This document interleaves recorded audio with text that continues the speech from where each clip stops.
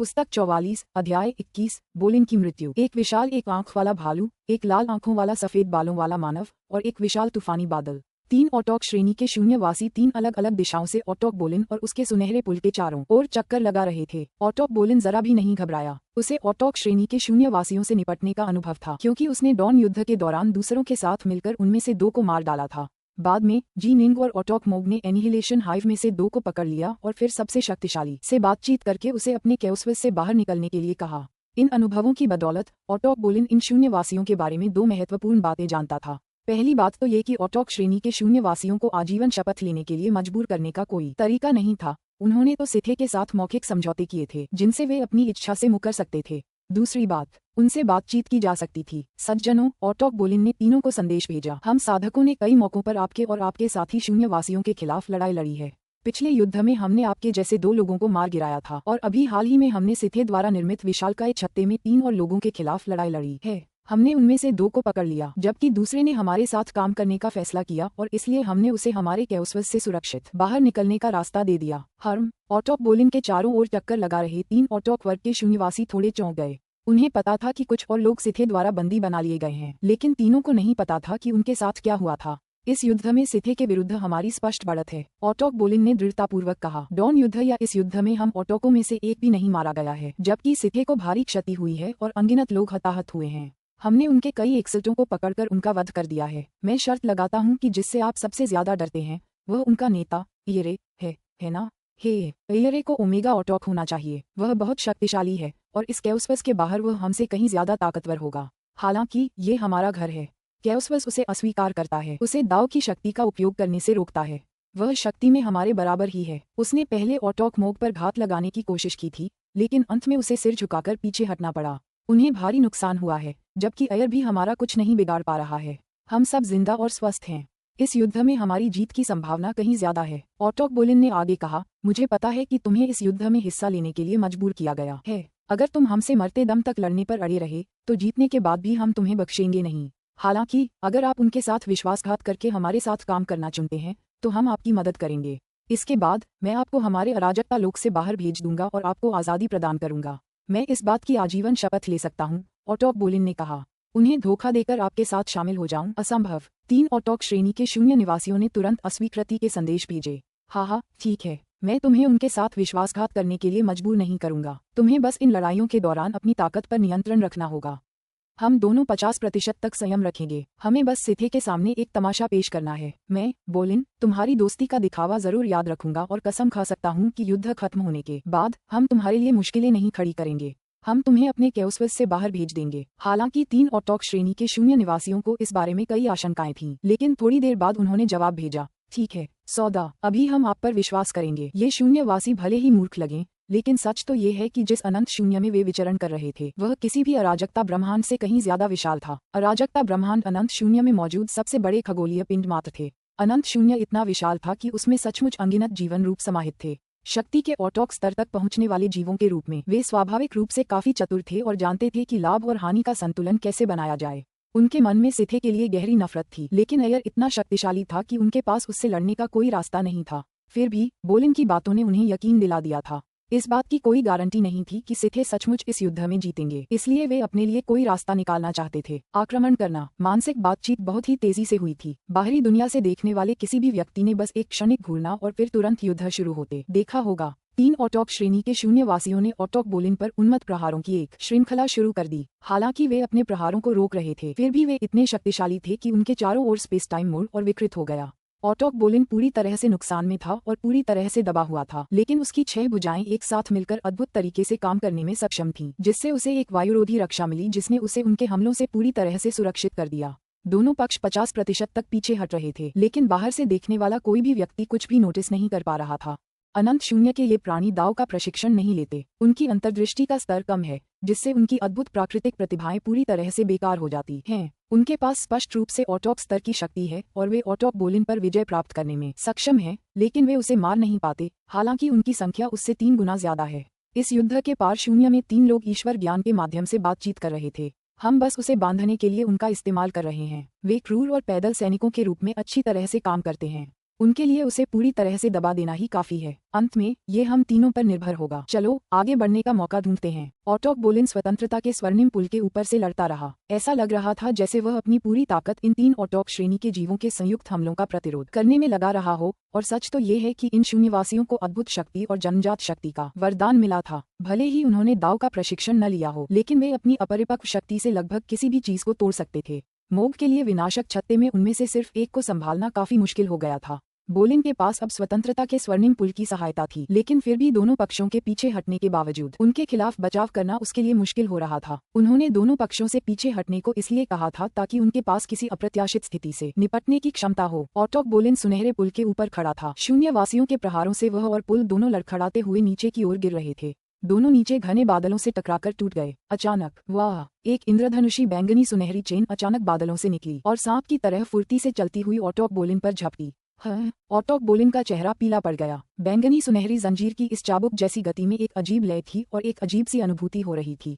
केवल वही व्यक्ति जो दाव की गहरी समझ रखता हो ऐसा प्रहार कर सकता था।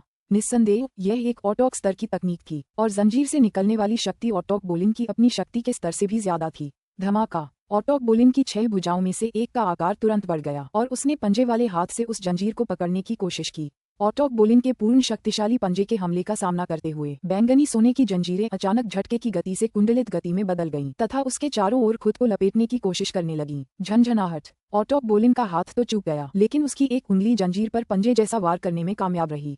हालांकि जंजीर ने उसके वार की ताकत को आसानी से नाकाम कर दिया और अपना कुंडलित प्रहार जारी रखा। फुफ! ठीक इसी समय ऑटोक बोलिन के ऊपर आसमान से एक और बैंगनी सुनहरी जंजीर प्रकट हुई। यह जबरदस्त ताकत के साथ उसकी ओर उतरी और उस पर एक जोरदार प्रहार किया। खटखट खटखट खटखट! ऊपर के बादलों से, नीचे के बादलों से और उसके बाईं ओर अचानक 3 और बैंगनी सुनहरी जंजीरें प्रकट हुईं।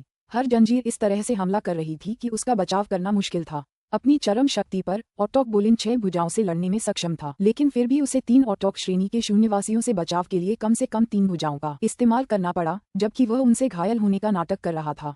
और यह सब शून्यवासियों के पीछे हटने के साथ हुआ। अगर वे पीछे नहीं हटते तो उसे सचमुच बहुत गंभीर चोट लग जाती। 3 भुजाओं का इस्तेमाल करके उन 5 बैंगनी सोने की जंजीरों से कैसे लड़ें? वह स्तब्ध था और जानता था कि वह ज्यादा देर तक टिक नहीं पाएगा। फुफकार! आखिरकार उसके दाहिनी ओर एक और बैंगनी सुनहरी जंजीर प्रकट हुई। इस बार ऑटोक बोलिन बचाव करने में बिल्कुल भी सक्षम नहीं था। जंजीर ने ऑटोक बोलिन की छाती पर जोर से वार किया, जिससे वह पूरी तरह से अचंभित रह गया। धमाका! इस प्रहार की शक्ति से उसका पूरा शरीर धंस गया और फिर पूरी तरह से फट गया, लेकिन एक धड़कन बाद उसका शरीर प्रकाश के अनगिनत कणों में बदल गया। उसने अभी अभी अपने अजेय रूप का प्रयोग किया था और ठीक होने की कोशिश कर रहा था। हाहा, अभी भी जीवित रहने की कोशिश कर रहे हो? तुम्हारा शरीर नष्ट हो चुका है। संघर्ष करना बेकार है, तुम मर चुके हो। वे 6 बैंगनी सुनहरी जंजीरें अविश्वसनीय गति और शक्ति के साथ उड़ीं और उन प्रकाश कणों पर जरा भी दया नहीं दिखाए। ऑटोक बोलिन की बिखरी हुई ऊर्जाएं बार बार नष्ट हो रही थीं और कुछ ही देर बाद उसका भागता हुआ रूप पूरी तरह से नष्ट हो गया। सत्ता में उसका पूरी तरह से दमन हो चुका था। 6 जंजीरों के प्रकट होने के कुछ ही पल बाद तानाशाह बोलिन की हत्या कर दी गई थी। वह अपने दुश्मनों की संख्या से बस अभिभूत था। बिजली तेजी से उड़ते हुए सुनहरे पुल से निकल गई और नीचे गहरे बादलों में जा गिरी। वह बादलों के ऊपर लुढ़क गया और टक्कर से मीनार भी मुड़ गई। अंततः युद्ध की आवाजें शांत हो गईं, जबकि 6 जंजीरें एक बार फिर बादलों में गायब हो गईं।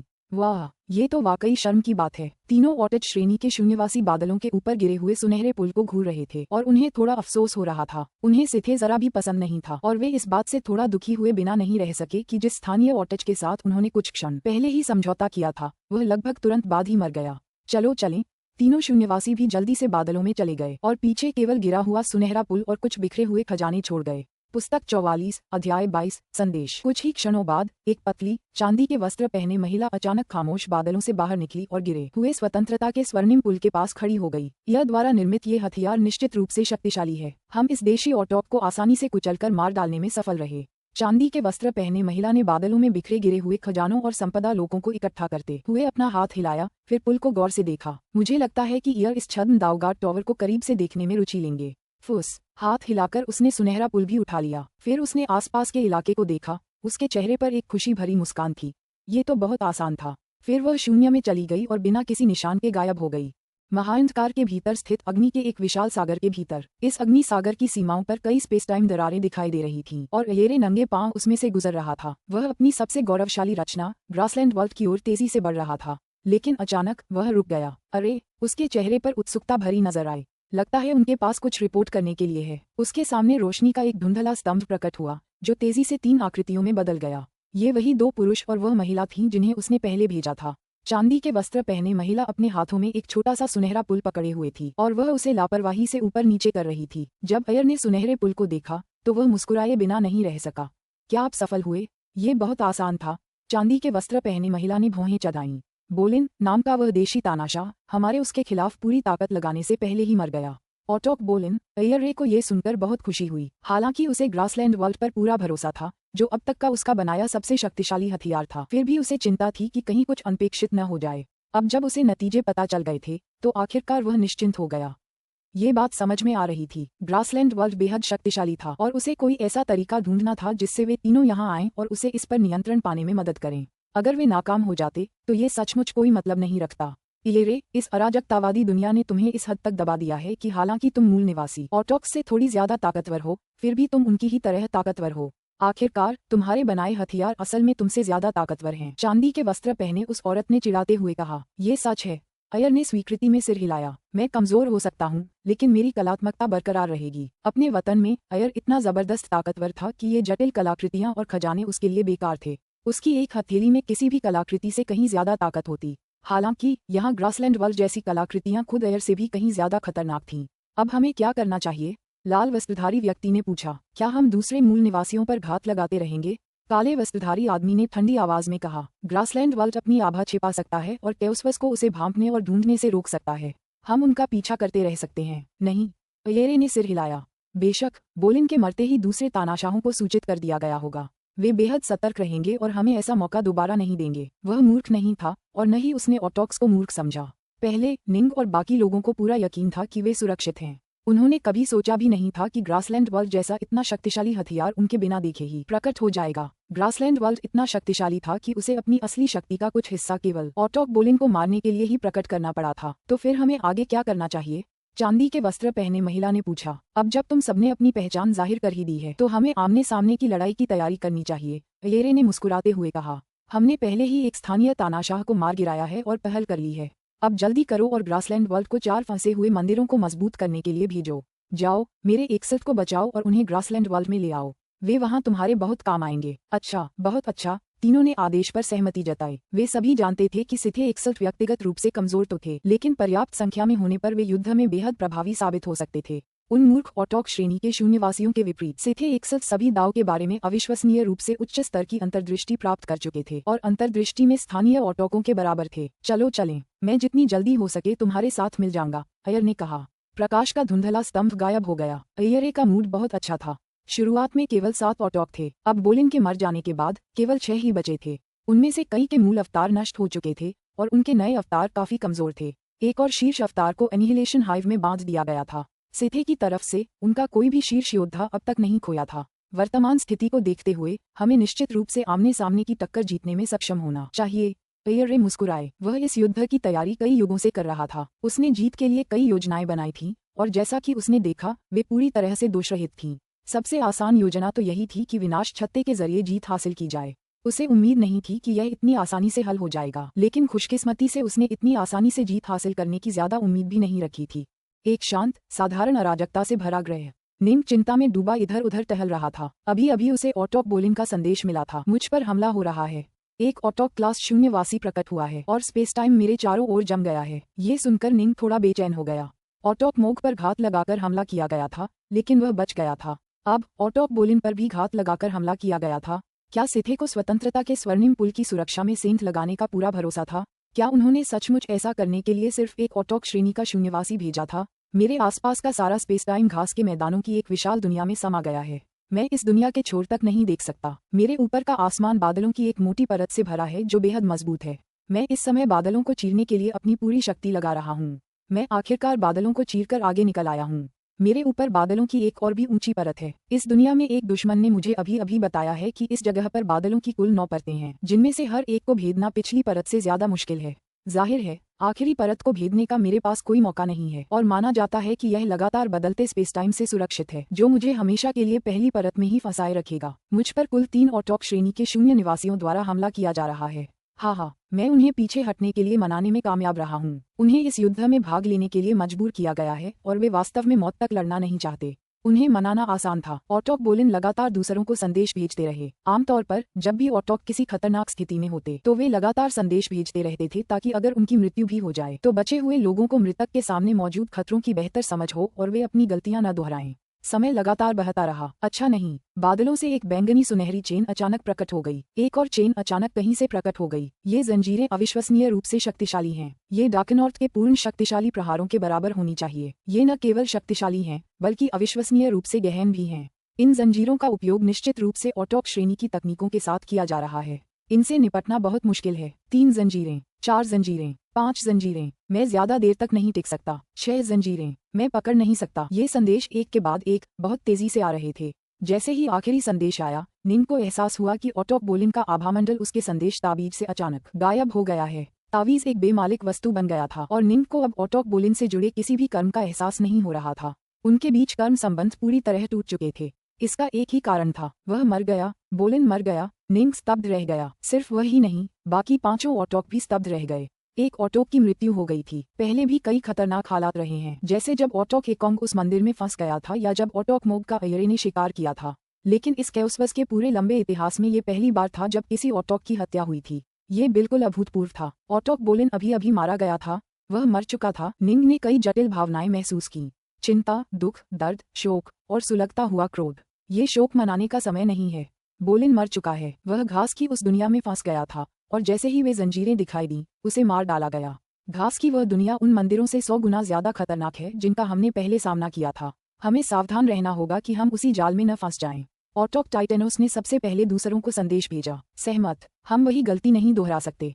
उन्हें एक और घात में कामयाब न होने दें। अब हमारे सामने 2 विकल्प हैं। पहला है क्विंटेसिस में प्रवेश करना। प्राइम एसेंस द्वारा उन्हें खोजे बिना वे क्विंटेसिस में प्रवेश नहीं कर पाएंगे। दूसरा विकल्प ये है कि हम हर समय अपने आसपास मैना का एक विशाल डोमेन प्रकार का सागर बनाए रखें। यह मैना हमारी सच्ची आत्मा के अंश से युक्त होगी और इसलिए जैसे ही वे हमारे आसपास जाएंगे हम उन्हें तुरंत देख लेंगे, चाहे वे किसी भी प्रकार की मास्किंग तकनीक का उपयोग करें। ऑटोक स्काईफीडर ने तुरंत संदेश भेजा, हम अपने मान से पर्याप्त रूप से बड़ा क्षेत्र स्थापित नहीं कर सकते। मुझे चिंता है कि उनकी घास की दुनिया इतनी विशाल है कि उस सीमा से बाहर इस्तेमाल करने पर भी वह हमें घेर सकती है और फंसा सकती है। ऑटोक एकोंग ने खंडन किया। ऑटोक टाइटेनोस ने कहा, हमारा एकमात्र विकल्प एकजुट होना है। वे जल्दी से विचार करने लगे कि उनका अगला कदम क्या होना चाहिए। उन्होंने इस सबक की बहुत बड़ी कीमत चुकाई थी। अब वे खुद पर दोबारा इस तरह का हमला नहीं होने दे सकते थे। और क्विंटेसिस में छिपने की बात, वे वास्तव में यह विकल्प अपनाने को तैयार नहीं थे। जैसे ही वे अपने क्रोध और दुख के बीच बातचीत कर रहे थे, अचानक ऑटोक बोलिन के संदेश ताबीज से उन 6 को एक नया संदेश भेजा गया। भले ही उसमें अब बोलिन की आभा नहीं थी और वह मालिकहीन प्रतीत हो रहा था। मैं बोलिन हूँ, मैं अभी मरा नहीं हूँ। पुस्तक 44, अध्याय 23, जाल। जब बोलिन ने उस घटना पर विचार किया तो उसे डर और खुशी दोनों का एहसास हुआ। जब उन बैंगनी सुनहरी जंजीरों ने उस पर हमला किया तो उसे तुरंत पता चल गया था कि स्थिति बेहद गंभीर है। जंजीरें उसी तरह से हमला कर रही थीं जैसे वह खुद पर करती थीं, और जैसे ही सभी 6 जंजीरें सामने आईं, उसे निराशा का एहसास होने लगा। उनके बीच का अंतर बहुत ज्यादा था। 5 जंजीरें ही शायद उसे बहुत जल्दी खत्म कर देती। 6 जंजीरों ने उसकी रक्षात्मक रेखा को पूरी तरह से तोड़ दिया था। जब उसके शरीर को कोड़ों से जकड़ा गया तो उसने अपने अजेय रूप में रूपांतरित होकर खुद को जीवित रखने की कोशिश की। वह आखिरी क्षण तक हार मानने को तैयार नहीं था, लेकिन जैसे जैसे वे जंजीरें उस पर लगातार कसती गईं और उसकी ऊर्जाएं पूरी तरह से नष्ट होती गईं, उसके दिल में घोर निराशा और गहरे आक्रोश का मिश्रण महसूस होने लगा। अपनी मृत्यु से पहले उस अंतिम क्षण में उसने जीवन और मृत्यु के रहस्यों को समझने में आने वाली अंतिम बाधा को अचानक पार कर लिया था। वह सच्ची पूर्णता के स्तर पर पहुंच गया था और उसने अपनी बिखरी हुई ऊर्जा के उन छोटे छोटे अंशों को, जो बादलों में घुल मिल गए थे, तुरंत मिथ्या मृत्यु की अवस्था में पहुंचा दिया। यह एक नई तकनीक थी जो बोलिन ने अपने संसारदाता जन्मसार में महारत हासिल करने के बाद स्वाभाविक रूप से और तुरंत हासिल कर ली थी। मिथ्या मृत्यु की अवस्था न तो मृत्यु की होती थी और न ही जीवन की। यह अद्भुत थी, जिसमें व्यक्ति का आभामंडल पूरी तरह से लुप्त हो जाता था और सभी कर्म संबंध टूट जाते थे। किसी के लिए भी अपने अस्तित्व को महसूस करना संभव नहीं था। सच तो ये है कि बोलिन बहुत पहले ही जीवन और मृत्यु के चक्र की अद्भुत अंतर्दृष्टि प्राप्त कर चुका था। उसके रहस्यों पर ध्यान लगाने में बिताए कई युगों के कारण उसका आभामंडल ही बदल गया था और जीवन मृत्यु में उसकी कुशलता पंजा दावबत सार में उसकी कुशलता के बहुत करीब थी। अगर उसने पहले ही पंजा दावबत सार की रचना न की होती तो शायद उसने बहुत पहले ही संसार दावबत सार की रचना कर ली होती। हालांकि जो कोई भी पहले से ही एक दावबत सार में निपुण है, वह उससे प्रभावित होगा, जिससे दूसरे दावबत सार में प्रवेश करना अविश्वसनीय रूप से कठिन हो जाएगा, भले ही कोई उसमें उच्च स्तर का ज्ञान प्राप्त कर चुका हो। मृत्यु के कगार पर पहुंचने के अंतिम क्षणों तक। जब वह अपनी अंतिम कमियों को समझ पाया और इस दाव में पूर्णता प्राप्त कर सका, तब तक उसे सफलता नहीं मिली। तो यह इस तरह काम करता है।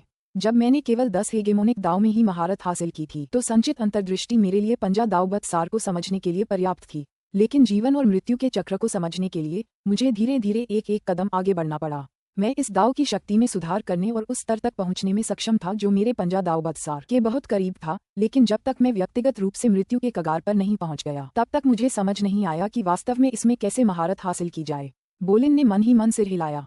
पहले दावबत सार में महारत हासिल करना आसान है क्योंकि इसमें कोई बाधा नहीं आती, लेकिन दूसरा 100 गुना ज्यादा मुश्किल है। इसके लिए निरंतर बिना रुके खोज की जरूरत होती है। सौभाग्य और विपत्ति साथ साथ चलते हैं। मैं निराशा के कगार पर पहुंच गया था, लेकिन इसने मुझे संसार दाता जन्म सार में निपुणता प्राप्त करने में मदद की। बोलिन इस समय काफी अच्छे मूड में था। झूठी मौत की अवस्था में प्रवेश करने के बाद वह हर तरह की पहचान से बच गया, लेकिन जाहिर है कि उसने कोई भी कदम उठाने की हिम्मत नहीं की। इसे असली दिखाने के लिए उसने स्वेच्छा से अपना स्वतंत्रता का स्वर्णिम पुल और अपने कुछ अन्य खजाने त्याग दिए थे। हालांकि उसने अपना संदेश ताबीज नहीं छोड़ा, क्योंकि केवल ऑटोक ही उनका उपयोग कर सकते थे। उसने अपने कई अन्य संदेश ताबीज त्याग दिए थे। सिथे ने पहले कभी ऑटोक का संदेश ताबीज नहीं देखा था, इसलिए उन्हें एहसास नहीं हुआ कि उन्होंने उससे जो कई संदेश ताबीज छीने थे उनमें क्या कमी थी। वह जानता था कि उसके मित्रों का दिल टूट जाएगा जब वह उस झूठी मौत की स्थिति में प्रवेश करेगा, और इसलिए उसने तब तक प्रतीक्षा की जब तक कि प्रतिद्वंद्वी अपने खजाने और पुल के साथ नहीं चला गया, और फिर चुपके से संदेश ताबीज के माध्यम से उन्हें संदेश भेजा। मैं बोलिन हूँ, मैं अभी मरा नहीं हूँ। इस संदेश ने जीनिंग, टाइटनोस, मोग और अन्य लोगों को पूरी तरह से चौंका दिया। बोलिन, क्या तुम अभी भी जीवित हो? क्या यह असली के लिए है? मैं तुम्हारे अस्तित्व को क्यों महसूस नहीं कर पा रहा हूँ? क्या तुम सच में बोलिन हो?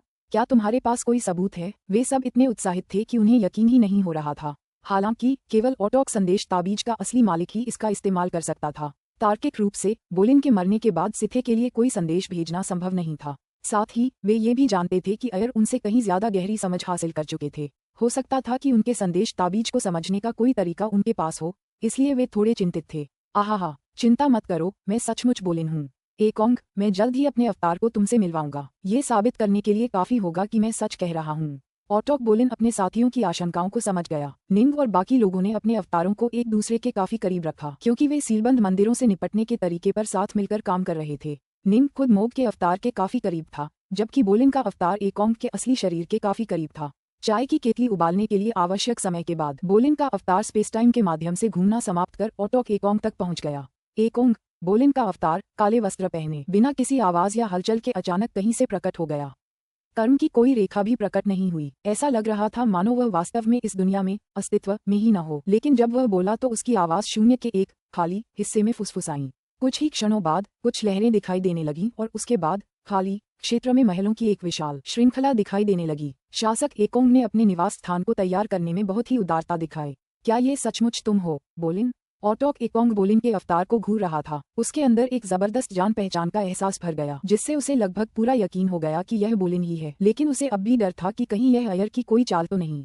मेरा असली शरीर उस घास की दुनिया में फंसा हुआ है और अभी भी एक झूठी मृत्यु की स्थिति में है।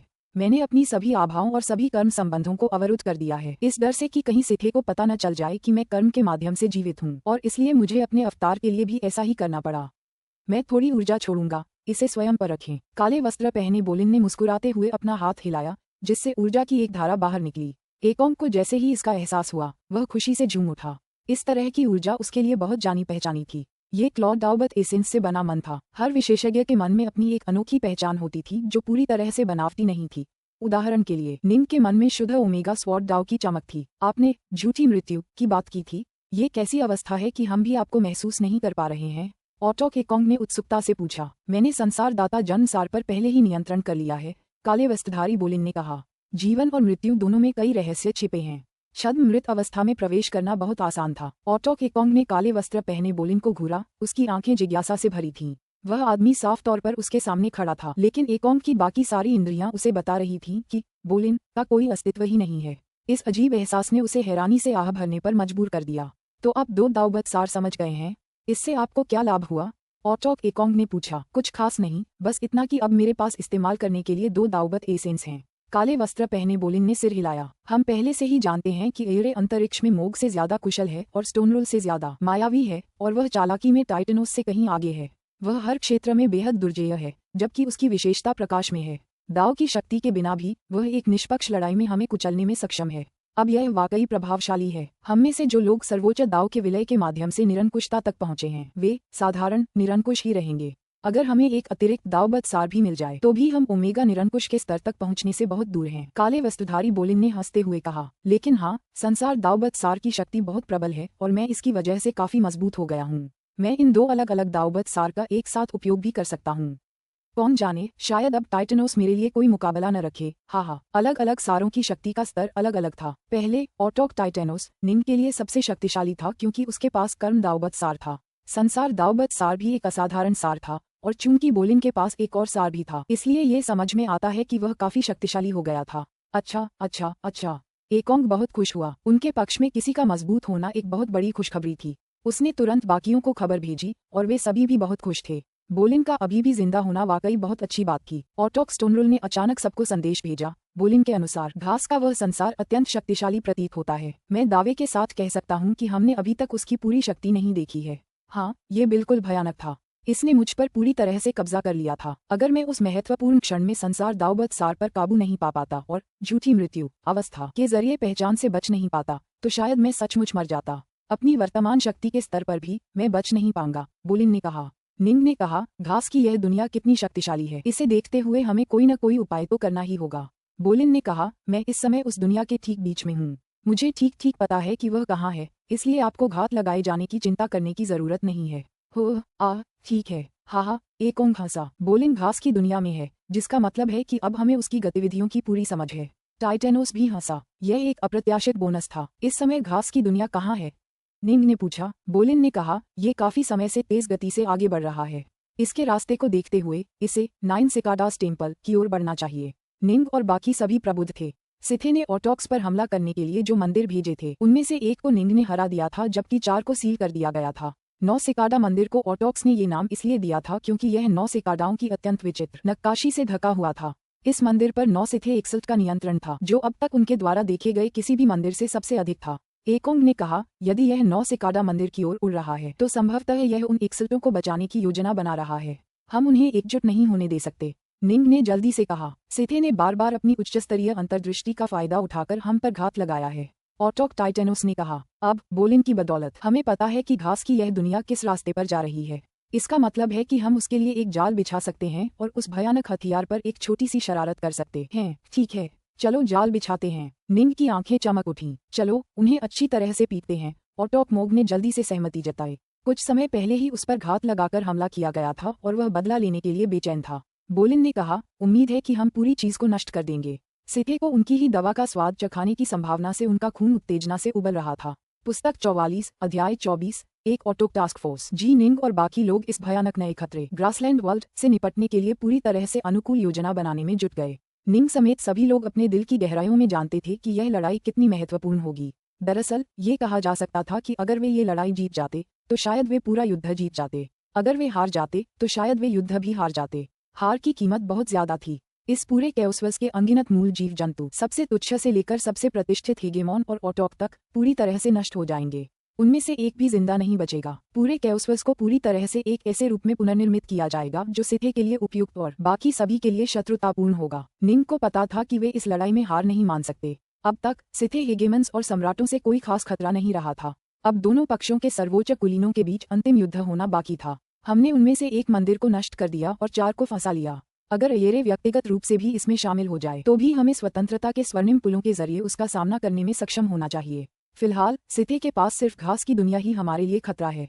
सच में यह एक सर्वनाशकारी खतरा है, ऑटोक टाइटेनोस ने कहा। बोलिन को मारने के लिए उसे अपनी शक्ति का बस एक अंश ही चाहिए था। हालांकि बोलिन अब 2 दावबद्ध एसेंस को नियंत्रित करता है, फिर भी वह झूठी मौत तकनीक के जरिए छिपने को मजबूर है और उसका सीधा सामना करने की हिम्मत नहीं जुटा पाता। दूसरे शब्दों में, हम में से कोई भी उस घास की दुनिया का मुकाबला नहीं कर सकता। निंग इस आकलन से सहमत था। घास की दुनिया ने पहले जो भयानक शक्ति दिखाई थी वह निंग को भी भय से कांपने के लिए पर्याप्त थी। हमें इससे बेहतर मौका कभी नहीं मिलेगा, ऑटोक टाइटेनोस ने कहा। हम अंधेरे में छिपे हैं जबकि वे हमारे सामने प्रकट हैं। हम सभी आवश्यक तैयारियां कर सकते हैं और घास की दुनिया के खिलाफ अपनी पूरी ताकत लगा सकते हैं। जब येरे ने मोग पर घात लगाकर हमला किया तो उसने घास की दुनिया जैसी जरा भी डरावनी चीज नहीं बनाई, ऑटोक बोलिन ने कहा। यह उसका बड़ा खुलासा था, इसलिए उसने उस हमले में पूरी ताकत लगा दी होगी। उसके द्वारा घास की दुनिया का इस्तेमाल न करने से मुझे शक होता है कि पूरी सिथे जाति के पास ऐसा एक ही हथियार है। मुझे यकीन है कि उसके लिए इतना भयानक हथियार बनाना आसान नहीं रहा होगा। मुझे तो हैरानी है कि वे इसे बना भी पाए। ठीक है, अगर एयरे ने इसे नहीं रखा तो शायद इसलिए कि वहाँ सिर्फ एक ही है। अगर हम घास की दुनिया को हरा सकते हैं तो हम अपने सबसे बड़े खतरे से छुटकारा पा लेंगे और वास्तव में ये युद्ध जीत जाएंगे। ऑटोक स्टोनरुल ने सहमति जताई। यह अब जीत हासिल करने का हमारा आखिरी और सबसे अच्छा मौका है। हमें जीतना है, हमें जीतना ही होगा। साधक सभ्यताओं के साथ सबसे शक्तिशाली सदस्य जीतने के दृढ़ संकल्प से भरे हुए थे। निंग और बाकी लोग इस लड़ाई में अपना सब कुछ झोंक देने वाले थे। उनमें से हर एक इसमें हिस्सा लेने वाला था। इसलिए वे कैओसवज में अपने अपने ठिकानों से 9 सिकाडा मंदिर की ओर तेजी से बढ़ने लगे। ऑटोक स्टोनरुल यात्रा की गति के मामले में सबसे धीमा था, इसलिए ऑटोक स्काईफीडर उसे अपने साथ ले जाने के लिए उसके पास गई। लगभग 1 महीने बाद वे सभी 9 सिकाडा मंदिर के पास फिर से मिले। जहां तक ग्रासलैंड वर्ल्ड की बात है, वह अभी भी अपने रास्ते पर था। स्पेस टाइम में वार्पिंग के मामले में वह ऑटोक्स के बराबर नहीं था। हमारे पास अभी भी लगभग 1 महीना बाकी है। विशाल 9 सिकाडा मंदिर अंतरिक्ष के शून्य में लटका हुआ था। 9 सिथे 61 अभी भी अंदर से उसकी रक्षा करने पर ध्यान केंद्रित कर रहे थे। निंग और अन्य लोग जल्द ही उसकी सुरक्षा में सेंध नहीं लगा पाएंगे, इसलिए उन्होंने उसे अपनी संरचनाओं में फंसा ही रहने दिया। ऑटोक मंदिर को बंद करने वाली संरचनाओं के बाहर खाली जगह में तैनात थे। ऑटोक टाइटेनोस के 2 मांसल एंटीना सीधे खड़े थे, हत्या के इरादे से कांप रहे थे। उसने व्यवस्थाएं शुरू की। अगले महीने के दौरान हमें सभी उपयोगी संरचनाओं की स्थापना पूरी करनी होगी। हमारे पास ज्यादा समय नहीं है, सब लोग जल्दी करो। ठीक है। निंग, बोलिन का अवतार, ऑटोक स्काईफीडर, ऑटोक एकोंग, ऑटोक स्टोनरुल और ऑटोक मोग सभी ने एक साथ कहा। उनके चारों ओर समय तेजी से बहने लगा। ऑटोक स्काईफीडर समय को तेज बनाए रखने के लिए जिम्मेदार था, जबकि निंग और बाकी लोग संरचनाएं बनाने के लिए जिम्मेदार थे। उन्हें पहले से ही पता था कि ग्रासलैंड वर्ल्ड कहाँ पहुंचेगा, इसलिए उन्होंने वहाँ भव्य संरचना बनाई। पूरी संरचना एक विशाल क्षेत्र में फैली हुई थी, क्योंकि इसे पूरी ग्रासलैंड वर्ल्ड को घेरना था। इस संरचना को यथासंभव शक्तिशाली बनाने के लिए उन्होंने स्वर्णिम पुलों के कुछ रहस्यों को भी इसमें शामिल कर दिया। समय आने पर ये संरचना अराजकता ब्रह्मांड की अपार शक्ति संचित करने के लिए तैयार हो जाएगी। ये संरचना 2 अलग अलग भागों में विभाजित थी। बाहरी संरचना का संचालन निंग, बोलिन के अवतार और ऑटोक्स के वास्तविक शरीरों द्वारा किया जाएगा। आंतरिक संरचना का संचालन अन्य 5 ऑटोक अवतारों द्वारा किया जाएगा। आंतरिक संरचना ग्रासलैंड विश्व के विरुद्ध युद्ध में अग्रिम पंक्ति के रूप में कार्य करेगी। यदि उन्हें कोई क्षति पहुंचती तो आंतरिक संरचना सबसे पहले नष्ट हो जाती। हाँ, मैं कर चुका हूँ। गठबंधन स्थापित हो चुका है। निंग और बाकी लोगों ने कड़ी मेहनत और तेजी से काम किया। आखिरकार वे 2 दिन पहले ही पूरी भव्य संरचना पूरी करने में कामयाब रहे। मैं डस्ट 1 की स्थिति लूंगा। निंग उस संरचना के एक विशिष्ट भाग में खड़ा था। धमाका! कैओसवर्स की प्रचंड शक्ति तुरंत अनंत दूरी पार करके उसके आसपास के क्षेत्र में प्रकट हुई। निंग का स्थान मानो अंधकार के एक अंतहीन भंवर में बदल गया हो, जिसने सभी प्रमुख तत्वों की शक्ति को निगल लिया हो। इस भव्य संरचना में 2 ध्रुव थे जो यिन और यांग का प्रतिनिधित्व करते थे। निंग उनमें से एक के लिए जिम्मेदार था, जबकि टाइटनोस दूसरे के लिए जिम्मेदार था, क्योंकि दोनों ही संरचनाओं में कुशल थे। जहां तक अन्य 5 का प्रश्न है, वे संगठन की शक्ति को मजबूत करने और सहायता करने के लिए जिम्मेदार थे। संरचना पूरी हो गई है। अब हम सभी सामान्य से कहीं ज्यादा शक्तिशाली हैं। इतने सारे सशक्त ऑटोक श्रेणी के लड़ाकों के एक साथ काम करने और एकजुट होने से हम निश्चित रूप से ग्रासलैंड वर्ल्ड को नष्ट करने में सक्षम होंगे। ऑटोक टाइटेनोस जोर से हंसा, अपनी संभावनाओं पर पूरी तरह आश्वस्त। ठीक है, जिन जंजीरों ने मुझ पर हमला किया वे शक्तिशाली थीं, बोलिन के अवतार ने सहमति जताई। लेकिन हमारे पास इतने सारे ऑटोक श्रेणी के लड़ाके हैं कि हम में से प्रत्येक के पास इतनी शक्ति होगी कि हम एक एक जंजीर को बिना प्रभावित हुए झेल सकें। दुर्भाग्य से अग्रिम पंक्ति के 5 अवतारों में से 2 बहुत कमजोर हैं। मेरा अवतार और स्काईफीडर का अवतार दोनों नष्ट हो गए थे और उन्हें फिर से बनाना पड़ा, इसलिए उनकी ताकत आधी ही बची है। उन्हें सहयोग देने वाली संरचना के बावजूद वे अपने चरम पर जितने मजबूत होते उतने ही मुश्किल से बचे हैं। ऑटोक टाइटेनोस ने अपना सिर हिलाया। बस, बहुत हो गया। असली लाशें तो दूर से ही मदद के लिए हमले करेंगी, है ना? मोग भी हंसा। हालांकि वे आत्मविश्वास से बोल रहे थे, फिर भी वे सभी काफी सतर्क थे। इस युद्ध में उन्हें बहुत बड़ा फायदा था, क्योंकि उन्होंने युद्ध का मैदान चुना था और उसके लिए व्यूह रचनाएं तैयार की थीं, ताकि वे अपनी पूरी शक्ति का इस्तेमाल कर सकें। हालांकि उन्होंने पूरी ताकत से लड़ने और खुद को बिना किसी रास्ते के छोड़ने की हिम्मत नहीं की। अगर वे सचमुच मर भी गए तो साधकों के पास इस हार को पलटने का फिर कभी मौका नहीं होगा। इस प्रकार अगर यह युद्ध सचमुच बुरी तरह से समाप्त हुआ तो व्यूह रचना के बाहरी हिस्से में मौजूद असली शरीर किसी भी समय भाग सकते थे। बोलिन का अवतार भी बाहरी हिस्से में इसलिए रखा गया था ताकि उसके अस्तित्व को गुप्त रखा जा सके, वरना सिथे को तुरंत पता चल जाता कि बोलिन की असल में मौत नहीं हुई है। कुल 12 ऑटोक श्रेणी के लड़ाके उस टुकड़ी में इकट्ठा हुए थे और इससे उन्हें जबरदस्त ताकत मिली थी। उनका आत्मविश्वास से बोलना तो सही था, लेकिन सिथे द्वारा बनाए गए इस भयानक ग्रासलैंड वर्ल्ड हथियार से सावधान रहना भी सही था। वे आने ही वाले हैं। ऑटोक बोलिन का असली शरीर उनसे लगातार संपर्क में था। स्पेस टाइम में 5 और चक्कर लगाने के बाद वे आ ही जाएंगे। सब लोग अपनी तैयारी कर लो, ऑटोक टाइटेनोस ने कहा। इस संरचना की शक्ति को छिपा लो, जब तक वे इसकी सीमा में न आ जाएं, तब तक कोई कदम मत उठाना। टाइटेनोस बाकियों से ज्यादा समय से जिंदा था और निंग के सत्ता में आने से पहले भी वही सबसे ताकतवर था। हर कोई उसे आदेश देने का आदी था और इस संगठन के ज्यादातर हिस्सों को उसने ही डिजाइन किया था। निंग और बाकियों ने तो बस एक सहायक भूमिका ही निभाई थी। सन्नाटा, पूरा समूह पूरी तरह से शांत हो गया। निंग और अन्य सभी लोग गौर से देख रहे थे, घबराहट के साथ सबसे महत्वपूर्ण लड़ाई की प्रतीक्षा कर रहे थे। सर्वशक्तिमान अयर ने हमें जो जानकारी दी है उसके अनुसार वे जल्द ही आएंगे। हम बच निकलने में कामयाब होंगे। 9 सिकाडा मंदिर के भीतर 9 से थे एक्सल्ट। सभी कमल मुद्रा में बैठे थे और बेसब्री से ग्रासलैंड वर्ल्ड के आगमन की प्रतीक्षा कर रहे थे। यहाँ बंद होने के बाद वे बेहद बेचैन महसूस कर रहे थे, क्योंकि वे बस निष्क्रिय होकर देख रहे थे और साधकों के अंततः उनकी रक्षा करने वाली संरचनाओं को भेदने का इंतजार कर रहे थे। वे बस 1 या 2 दिन में आ जाएंगे। गड़गड़ाहट। 9 सिकाडा मंदिर से सिर्फ 100 अरब किलोमीटर दूर एक आयामी दरार अचानक प्रकट हुई और उसके बाद एक चांदी सफेद जहाज दरार से बाहर उड़ता हुआ दिखाई दिया। यह एक साधारण सा दिखने वाला साम्राज्य था, जबकि इसका नेतृत्व करने वाला व्यक्ति एक साधारण हेगेमॉन से ज्यादा कुछ नहीं था। हालांकि इस क्षेत्र में छिपे 12 ऑटोक श्रेणी के लड़ाके सच्चाई जानते थे। वे जानते थे कि ग्रासलैंड वर्ल्ड उसी क्षेत्र में छिपा है, क्योंकि ऑटोक बोलिन का असली शरीर अंदर ही कैद था। वे जाल में घुस गए हैं। ऑटोक टाइटेनोस की आंखें भयावह रोशनी से चमक उठीं। सक्रिय हो जाओ, सक्रिय करें। निंग और टाइटेनोस यिन यांग ध्रुवों पर नियंत्रण रखते थे और उन्होंने साथ ही साथ उस संरचना को सक्रिय कर दिया जिसमें अन्य 5 उनके साथ मिलकर काम कर रहे थे। गड़गड़ाहट। एक अत्यंत प्रलयकारी शक्ति ने 10 खरब किलोमीटर के विशाल क्षेत्र को तुरंत भर दिया। शक्ति के मात्र प्रवाह ने अंतरिक्ष के शून्य को अनगिनत रेत जैसे कणों में पिसने पर मजबूर कर दिया, जिससे रजत साम्राज्य तुरंत ही विघटित हो गया। जहां तक सिथे वंशज का प्रश्न था, जो इसका नेतृत्व कर रहा था, वह स्वयं धूल में विलीन होते देख भय से स्तब्ध रह गया। पीछे केवल एक अजीब अंडाकार वस्तु बची थी। पुस्तक 44, अध्याय 25, सांप और तलवार। यह अंडाकार वस्तु सबसे शक्तिशाली सिथे हथियार थी। ग्रासलैंड वर्ल्ड, हम फंस गए हैं। क्या हो रहा है? यहाँ जाल कैसे हो सकता है? हमने बाहरी दुनिया से सारे संपर्क तोड़ दिए हैं और अब हमारा पता नहीं चल पा रहा है। साधक हमें यहाँ तक ट्रैक नहीं कर सकते थे। उन्होंने पहले से जाल कैसे बिछाया होगा? काले वस्त्रधारी पुरुष, लाल वस्त्रधारी पुरुष और चांदी के वस्त्रधारी महिला बादलों के ऊपर खड़े बाहरी दुनिया को घूर रहे थे। वे घास के मैदान की दुनिया के आयामों को आसानी से देख पा रहे थे। बाहर की दुनिया आदिम अराजकता के एक मरोड़ते हुए क्षेत्र में तब्दील हो गई थी, जो इतनी शक्ति से भरी हुई थी कि वे भी उससे काम पूछते थे। क्या वे शायद यह अनुमान लगाने में कामयाब हो गए थे कि हम एक्सल्टों को बचाने के लिए आने वाले हैं और इसलिए उन्होंने पहले से ही जाल बिछा दिया था? चांदी के वस्त्र पहने महिला ने हैरान होकर पूछा। उन्होंने कुल 4 मंदिरों पर कब्जा कर लिया। उन्हें कैसे यकीन हो गया कि हम पहले 9 सिकाडा मंदिर पहुंचेंगे? लाल वस्त्रधारी आदमी ने जोर से कहा। क्या उन्होंने चारों मंदिरों के चारों ओर जाल बिछाया होगा? काले वस्त्रधारी व्यक्ति ने अपनी ठंडी आवाज में पूछा। असंभव। आप देख सकते हैं कि बाहरी संरचना कितनी शक्ति का उपयोग कर रही है। केवल परिवेशीय शक्ति ही लोगों को आसानी से नष्ट करने के लिए पर्याप्त है। साधकों ने अपनी सारी शक्ति ऐसी शक्तिशाली संरचना बनाने में लगा दी होगी। चांदी के वस्त्रधारी महिला ने कहा। ऐसा कोई तरीका नहीं है जिससे वे एक साथ इतनी शक्तिशाली 4 या 5 संरचनाएं बनाए रख सकें। लाल वस्त्रधारी आदमी ने सिर हिलाया। आखिरकार यही तो उनका क्योसवज है। उन्होंने जरूर हमारा पता लगाने का कोई और तरीका निकाला होगा। ये सोचने में समय बर्बाद करने का कोई मतलब नहीं कि उन्होंने ये कैसे किया। फिलहाल हमारी सबसे बड़ी समस्या यह है कि हम पहले ही फंस चुके हैं। तो फिर हमें क्या करना चाहिए? काले वस्त्रधारी व्यक्ति ने भौहें चढ़ाकर पूछा। अन्य सिथे एक्सल्टों के विपरीत वे वास्तव में अयरे के अधीनस्थ नहीं थे, इसलिए उन्हें इस बात की ज्यादा परवाह नहीं थी कि अयरे जीतता है या नहीं। उन्होंने केवल इसलिए भाग लिया था क्योंकि उन्हें ऐसा करना जरूरी था और वादा किए गए इनामों ने ये सुनिश्चित किया कि वे मदद करने के लिए ज्यादा विरोध में न हों।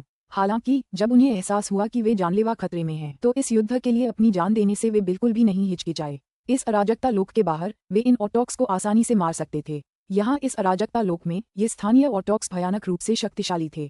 अब जब उन्होंने सेनाएं मिलकर एक शक्तिशाली संरचना बना ली थी, तो तीनों और भी घबरा गए। हम जोखिम नहीं उठा सकते। बिल्कुल नहीं। अगर अयर जोखिम उठाना चाहता है तो उसे उठाने दो, काले चोगे वाला आदमी बुदबुदाया। देखते हैं ये भव्य संरचना कितनी मजबूत है। मूर्खों को जाने दो, चांदी के वस्त्र पहने महिला ने कहा। हम खुद पीछे खड़े हो सकते हैं। ठीक है। काले वस्त्रधारी और लाल वस्त्रधारी दोनों सहमत हुए। स्वभाव से ही वे उन तीनों मूर्खों को तुच्छ समझते थे। अरे बेवकूफों, जल्दी करो और यहाँ आओ। चांदी के वस्त्र पहने औरत चिल्लाई। जल्द ही बादलों के पार से 3 विशाल जीव प्रकट हुए। पहला विशालकाय साइक्लोपियन भालू था, दूसरा लाल आंखों वाला सफेद रोएं वाला मानवरूपी और तीसरा तंतुधारी तूफानी बादल। ये ऑटोक श्रेणी के शून्यवासी इन 3 शक्तिशाली सिथे द्वारा उनके प्रति प्रदर्शित तिरस्कार से बेहद नाराज थे। वे इसे अच्छी तरह महसूस कर सकते थे, लेकिन वे तीनों सिथे से कमजोर थे, इसलिए वे कुछ नहीं कर सकते थे। तुम क्या चाहते हो?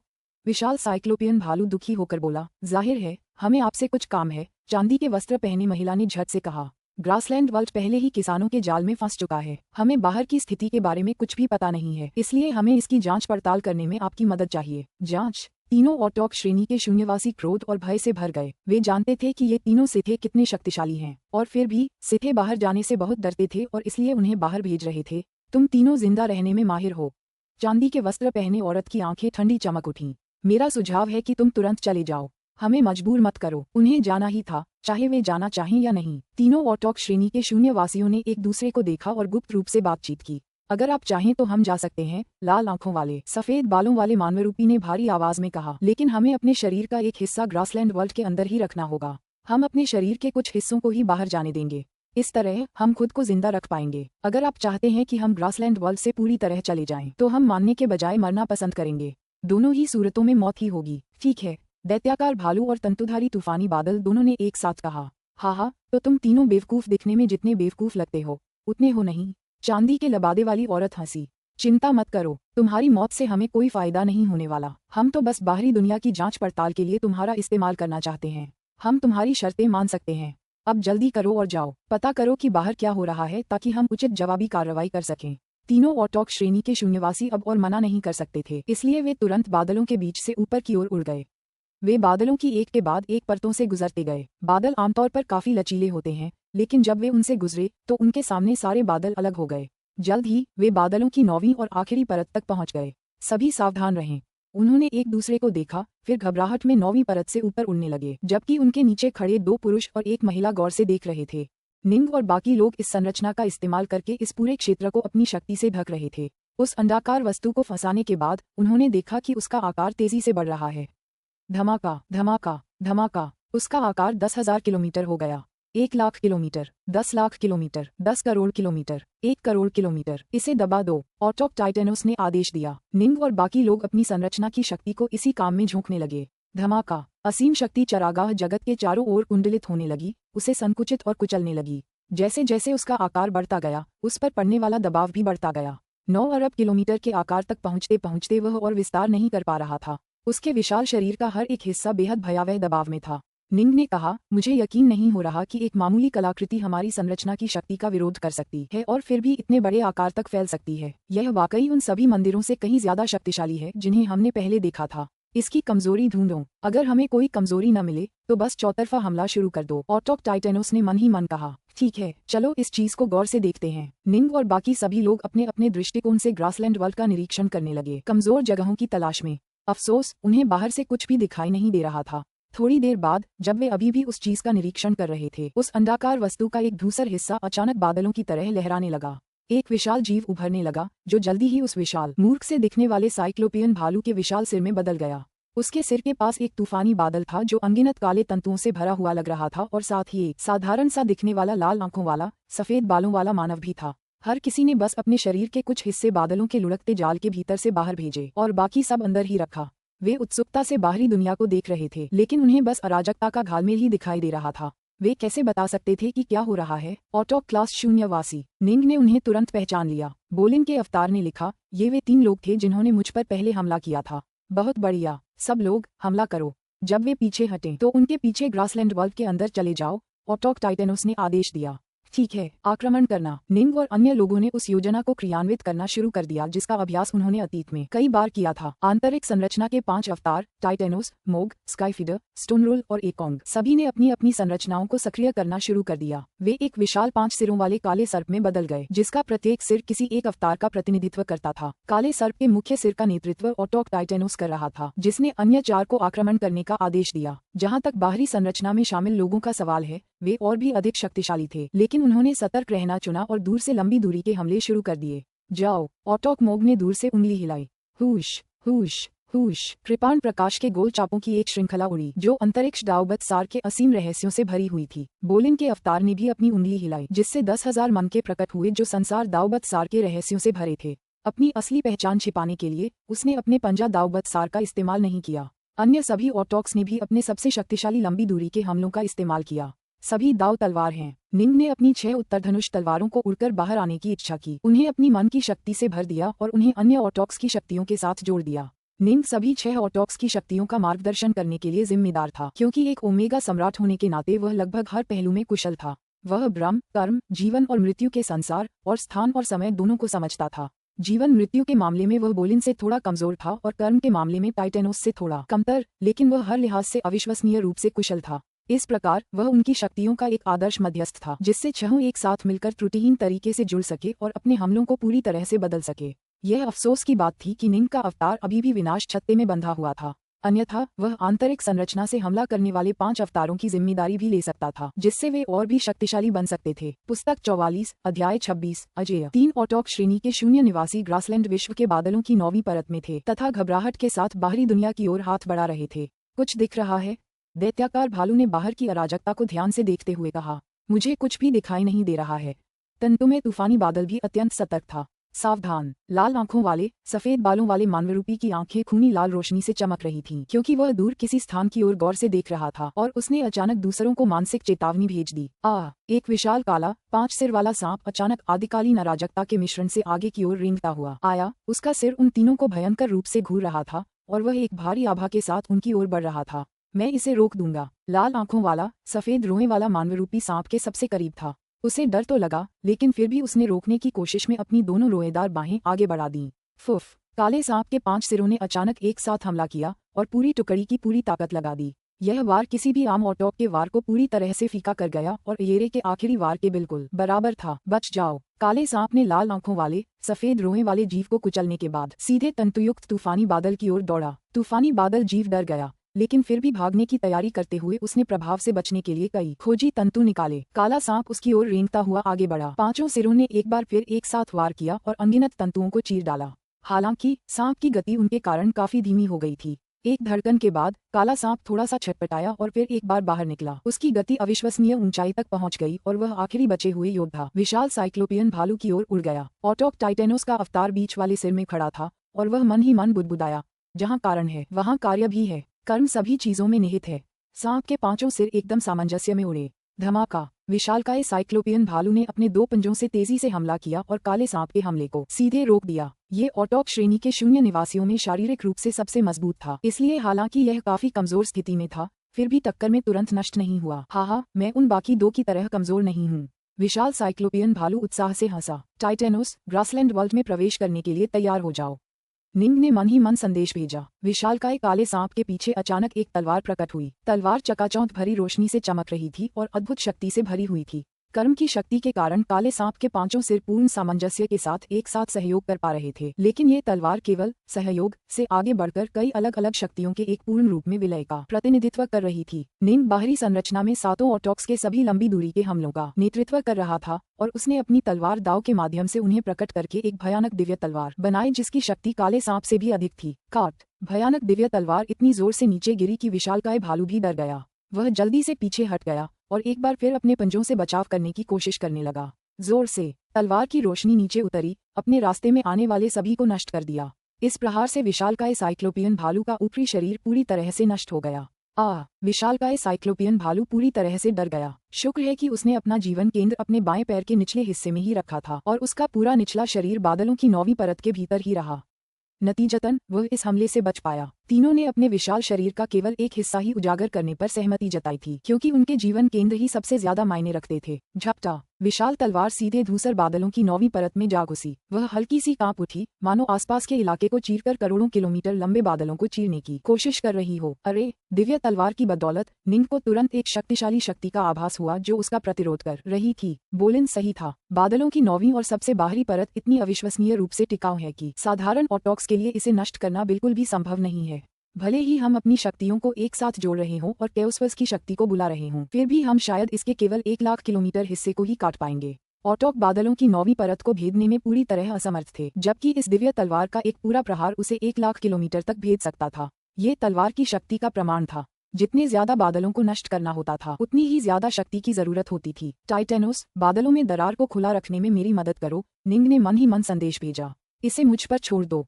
टाइटनोस ने दरार को ढकने के लिए काले सर्प को भेजा और वापस भेजा। मैं घास की दुनिया के खिलाफ हमला तुम्हारे ऊपर छोड़ता हूँ। विशाल काला सांप धूसर बादलों के बीच की दरार में रेंगता हुआ घुस गया। उसके 5 सिर धीरे धीरे उसके शरीर के चारों ओर घूम रहे थे और दरार को खुला रखते हुए धूसर बादलों को उसे फिर से ढकने से रोक रहे थे। ये समझना जरूरी है कि एक बार दरार बंद हो जाने के बाद नीम का दस्ता ग्रासलैंड वर्ल्ड के अंदरूनी हिस्से को भांप भी नहीं पाएगा। तलवार को संभालना और उसे अपने मन से ईंधन देना तो दूर की बात है, उन्हें दरार को खुला रखना था और उसे बंद होने से रोकना था।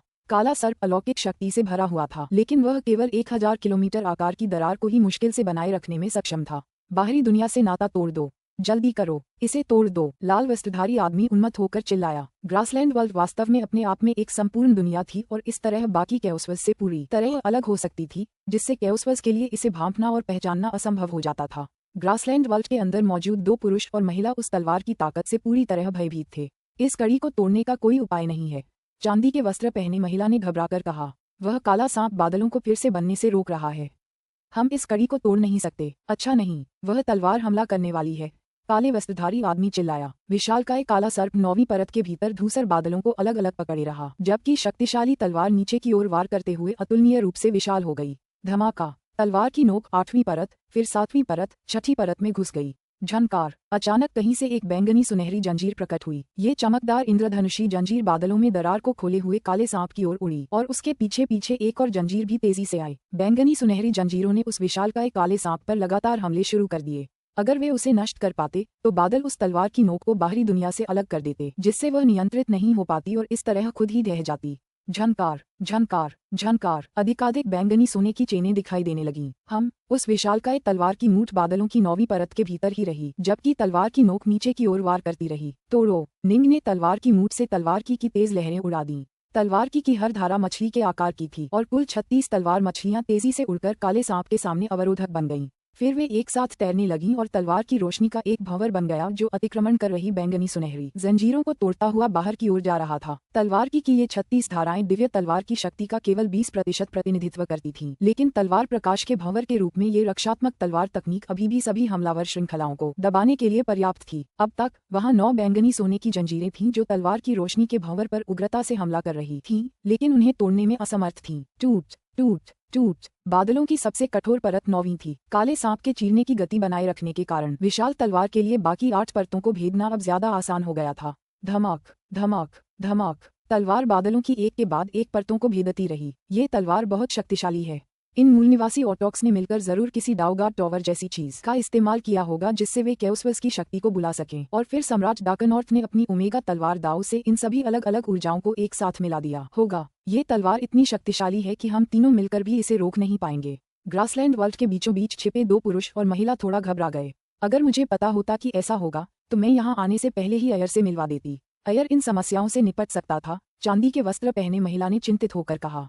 अयेरे ने उन्हें सिथे एक्सल्स को बचाने के लिए जाने का निर्देश दिया था, जबकि वह स्वयं कैओसवर्स के एक बिल्कुल अलग क्षेत्र से आ रहे थे। परिणामस्वरूप उनके पुनर्मिलन में देरी हुई। उसे अपनी घास के मैदान वाली दुनिया पर बहुत ज्यादा भरोसा था। लाल वस्त्रधारी आदमी ने घबराहट में कहा।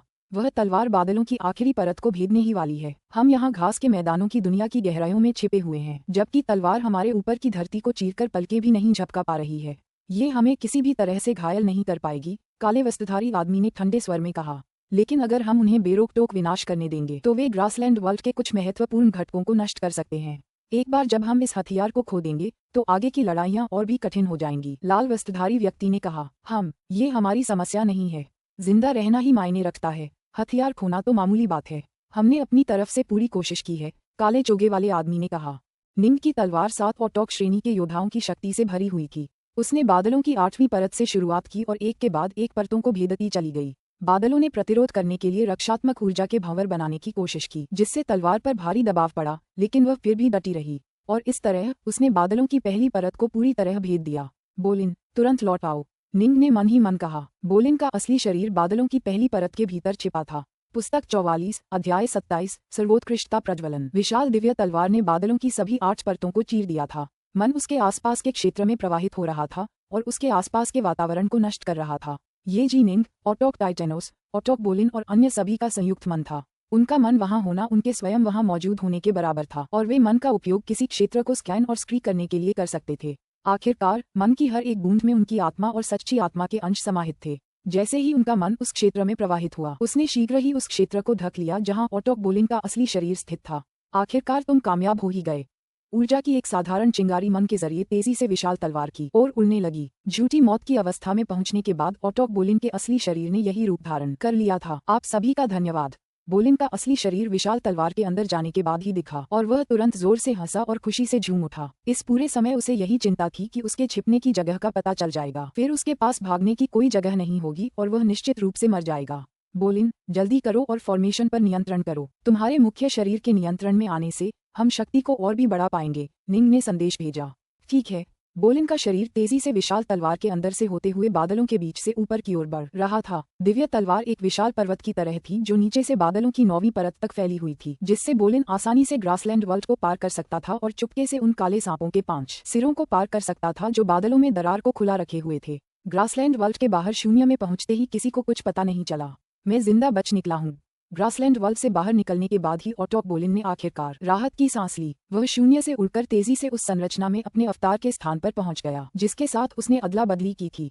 पूरी संरचना की शक्ति तुरंत 20% और बढ़ गई। आखिरकार उसका अवतार एक बार पहले ही मर चुका था, इसलिए वह काफी कमजोर था। वह बाहरी संरचना की अब तक की सबसे कमजोर कड़ी थी, असली शरीर से भी कहीं ज्यादा कमजोर। बधाई हो बोलिन। बोलिन, याद रखना कि उस विपत्ति से बचने के लिए तुम्हें हमें अच्छी शराब देनी होगी। स्टोनरोल, एकोंग और बाकी सभी ने उसे खुशियां भरी। ऑटोक बोलिन मुस्कुराया। आसान काम, मैं अपने अवतार को वापस भेज दूंगा और मेरी जगह ग्रासलैंड वर्ल्ड में छिप जाऊंगा। कौन जाने, शायद ये हमारे काम आ जाए। फिर उसने अपने अवतार को ग्रासलैंड वर्ल्ड में वापस उड़ने की इच्छा जताई, उसी रास्ते पर चलते हुए जिस रास्ते से वह गया था। संसार दावबद सार में महारत हासिल करने के बाद ऑटोक बोलिन खुद को छिपाने के मामले में बाकी सभी ऑटोकों से बेहतर था। वह अपनी आभा को पूरी तरह से छिपाने और सभी कर्म संबंधों को तोड़ने में सक्षम था, जिससे कैओस्वर्स के लिए भी उसके अस्तित्व का पता लगाना असंभव हो गया था। भले ही उसका अवतार खोज लिया गया हो और अपने मिशनों में विफल रहा हो, फिर भी उसका नुकसान एक छोटी सी बात थी। अन्वेषण करते समय उसके असली शरीर को नष्ट होने देना सचमुच एक बड़ी शर्म की बात होगी। धमाका, विशाल तलवार ने सभी अवरोधक बादलों को चीरते हुए घास के मैदानों में भी वार किया।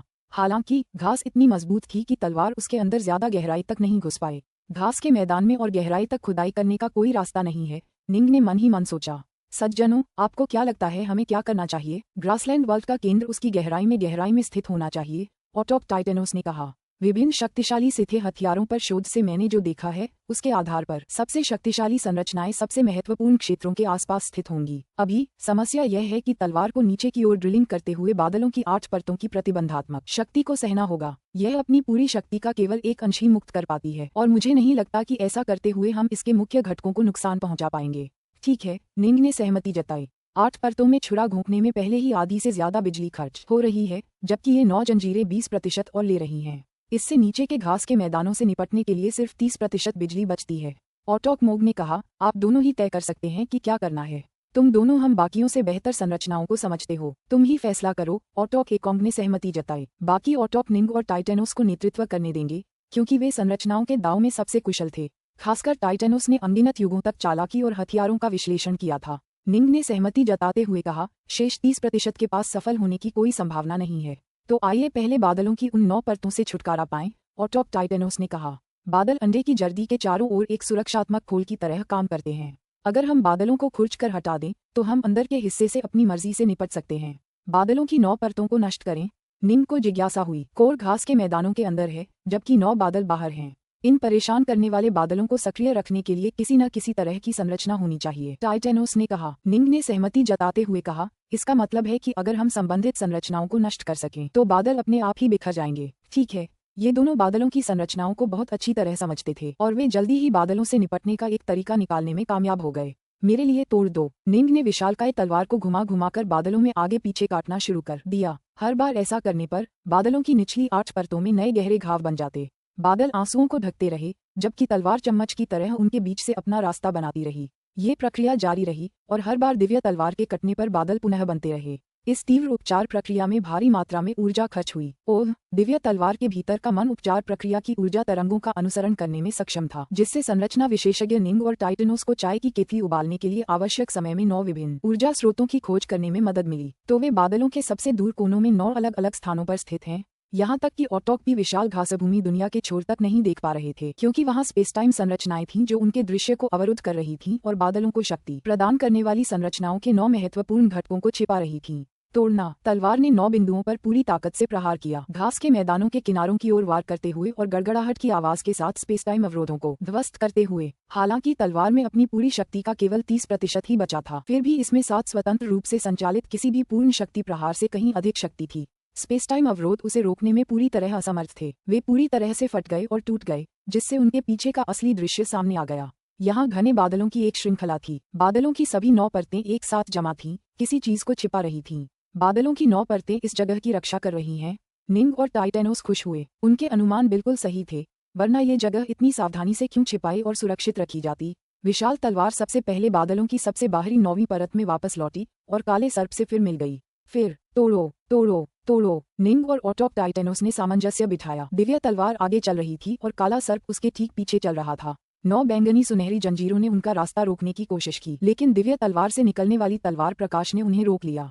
दिव्य तलवार भूरे बादलों की 9वीं परत को चीरती हुई उस स्थान तक पहुंची जो पहले संरचनाओं द्वारा छिपा हुआ था। तोड़ो। काले सर्प ने तुरंत बादलों की 9वीं परत को खुला रखने की जिम्मेदारी ले ली, जबकि दिव्य तलवार ने हमला जारी रखा। इसने तेजी से बादलों की सभी 8 परतों को तोड़ दिया, जिससे अनगिनत चमकदार रून और जटिल चिन्ह प्रकट हुए, जो एक अथाह गहन तरीके से एक साथ काम कर रहे थे। घास के मैदानों की गहराई से ऊर्जा रूनों में भेजी जा रही थी, जो फिर उस ऊर्जा को बादलों की परतों में भेज रही थी।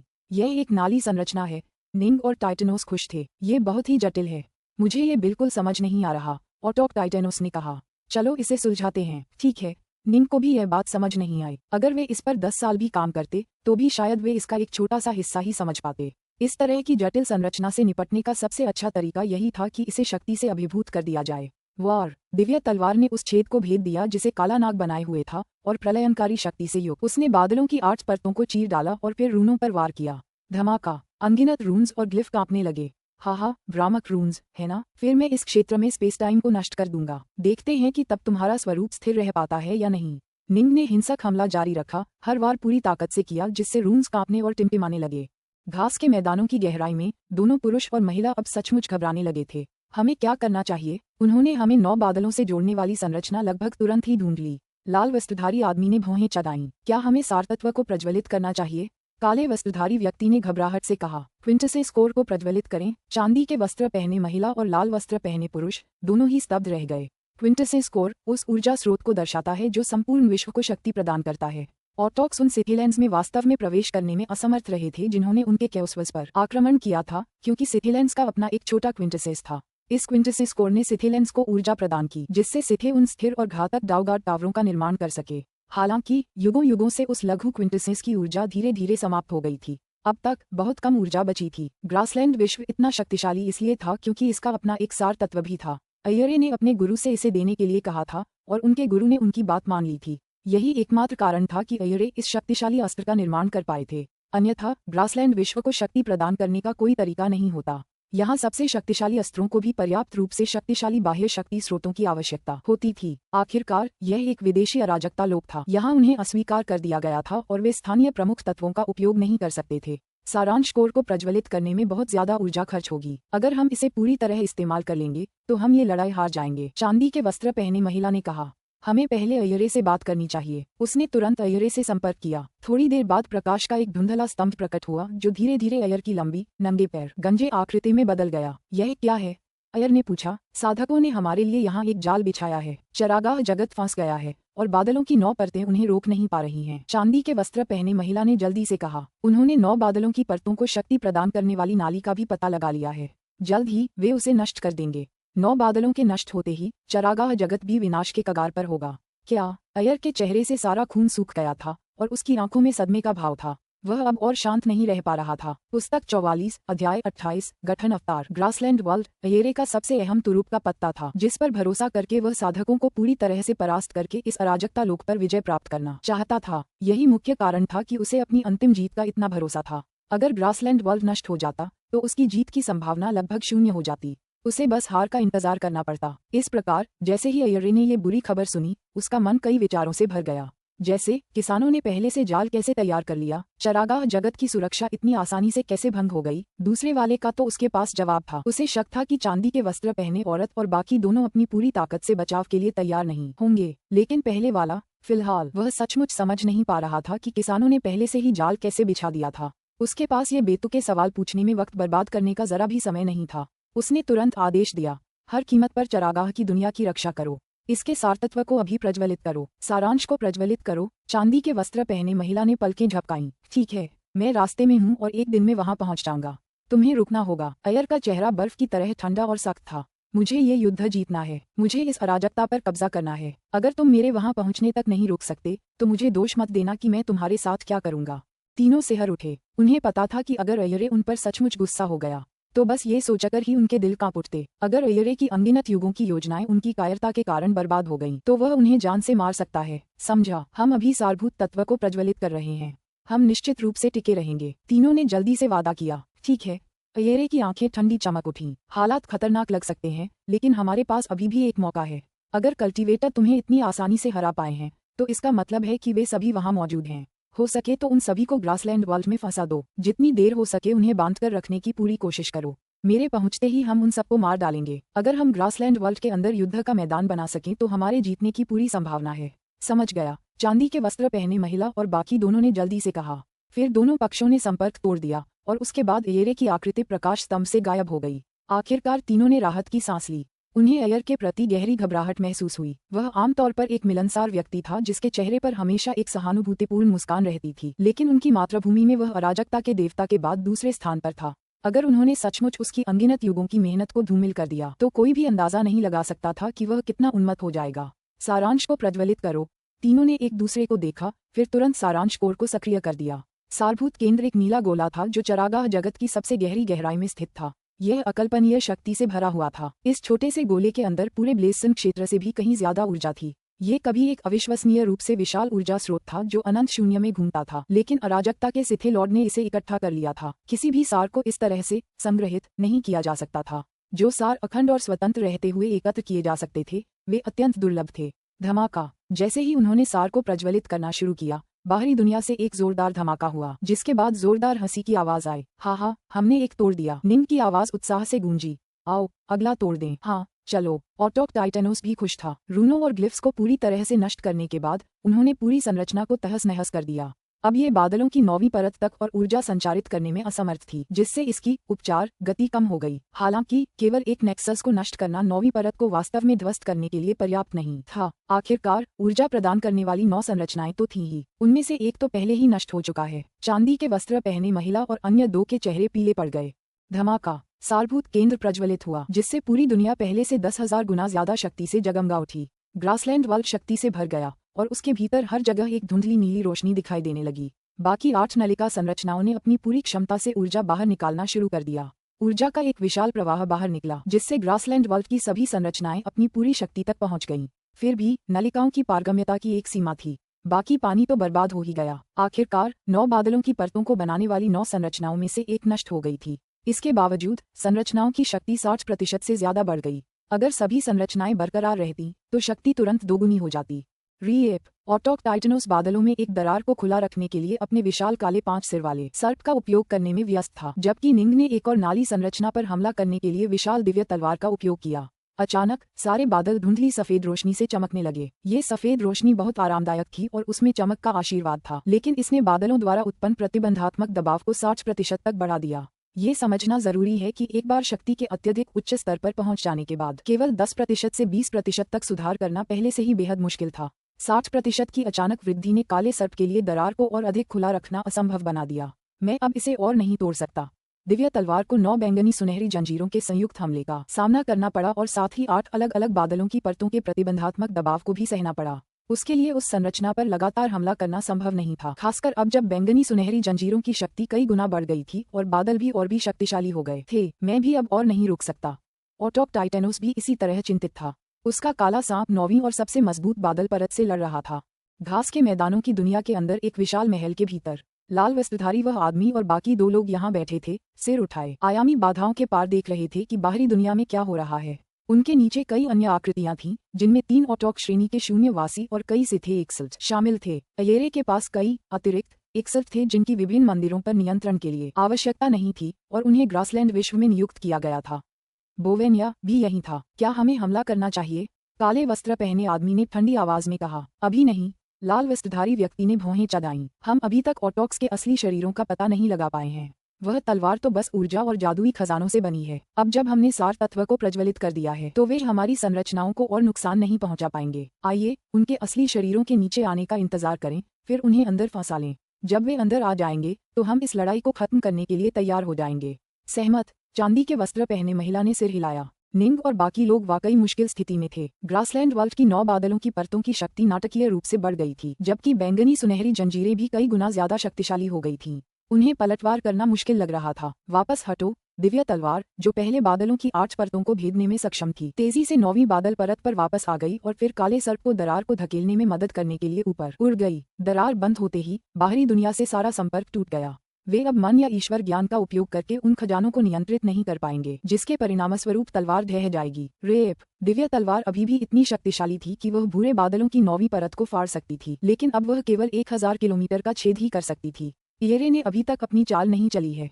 इसका मतलब है कि वह शायद अभी तक नहीं आया है। यह एक बेहतरीन मौका है जो दोबारा नहीं आएगा। हमें इस हथियार को नष्ट करने के लिए इस मौके का फायदा उठाना होगा।